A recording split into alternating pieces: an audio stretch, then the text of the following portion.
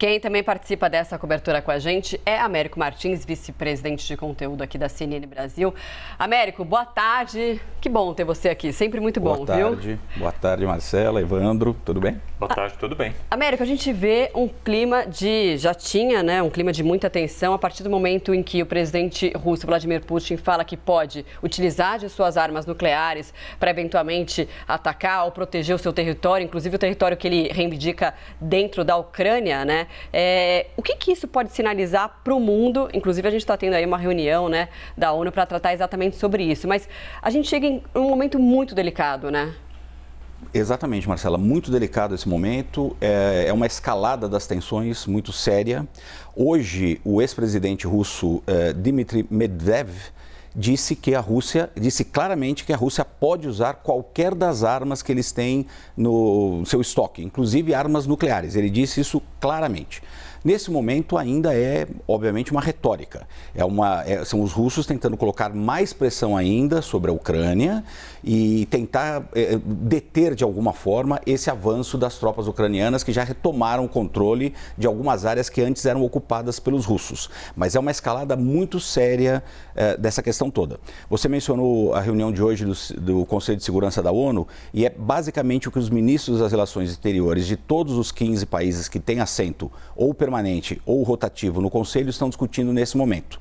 O Antony Blinken, que é o secretário de Estado americano, condenou essas ameaças russas. O secretário-geral da ONU, Antônio Guterres, também disse que era inaceitável o mundo estar discutindo nesse momento uma ameaça nuclear. E o Lavrov, o ministro das Relações Exteriores da Rússia, acabou de falar e ele acusou seriamente a Ucrânia. Ele disse que a Ucrânia é um regime autoritário, que é modelado no nazismo, e ele também disse que eles cometeram alguns crimes de guerra, como, por exemplo, amarrar soldados russos e matá-los, e o mundo ocidental nunca fala sobre isso. Então, isso está em discussão muito forte no Conselho de Segurança agora. A gente não espera que saia nada de prático dessa reunião do Conselho, porque, como você lembrou antes, os 5 países com assento permanente no Conselho têm poder de veto. Um deles é a Rússia.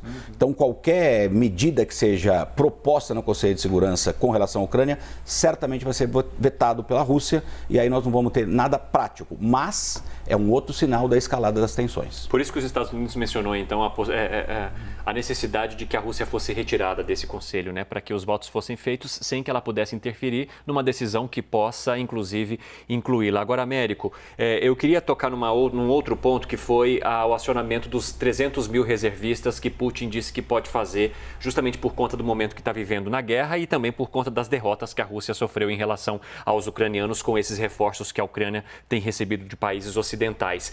Como que isso bate para a população? Porque até então a população estava olhando meio alheia a essa guerra e dizendo: tome as suas decisões, mas nós não queremos protagonizar nada. Neste momento há a possibilidade de parte da população também ser protagonista e também ser vítima no caso de ataques que possam levar a mortes. Sim, sem dúvida. Essa medida é muito impopular.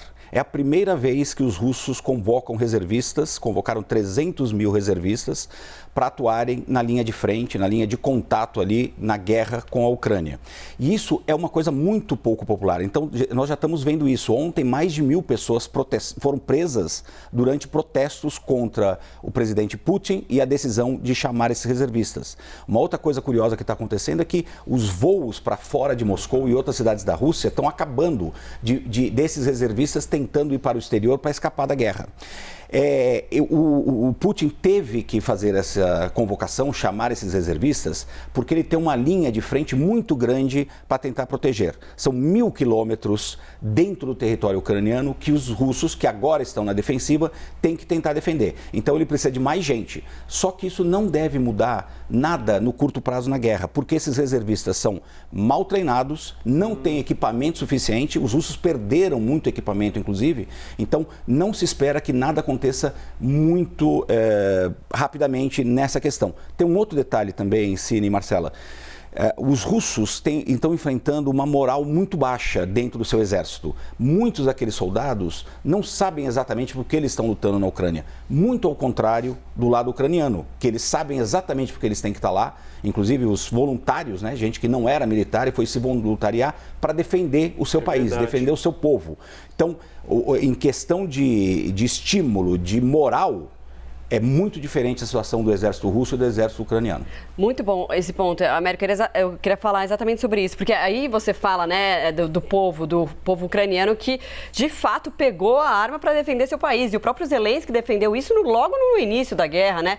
Causou até um estranhamento, mas as pessoas não sabem utilizar a arma, como que vão se defender. E a própria Rússia tem se assustado com a resistência da Ucrânia, o que tem incomodado, inclusive, do ponto de vista de, não sei se a gente pode falar assim, mas de moral, né, pensando em Vladimir Putin, de que isso estaria prejudicando a própria imagem dele. Sem dúvida nenhuma.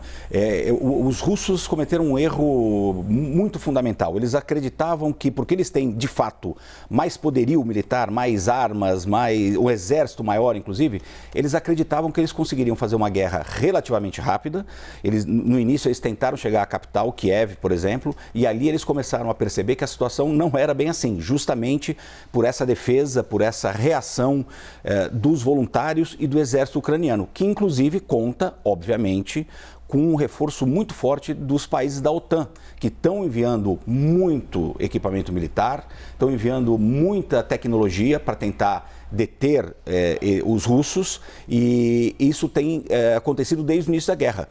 Ontem, o presidente Zelensky, quando discursou para a ONU, ele também pediu ainda mais armamentos. Esses armamentos da OTAN são fundamentais, são armamentos modernos, são armamentos que conseguem deter esses avanços russos, então eles são fundamentais para essa resistência da Ucrânia. E por isso que o Zelensky continua pedindo recursos, dinheiro e esses armamentos. Américo Martins, muito obrigado, viu, por conversar conosco aqui. A gente vai continuar nessa cobertura desse conflito entre Rússia e Ucrânia, de que forma que isso também está repercutindo para as autoridades que participam do Conselho de Segurança na Assembleia Geral da ONU em Nova York, nos Estados Unidos. Uma boa tarde para você. Obrigado, boa tarde.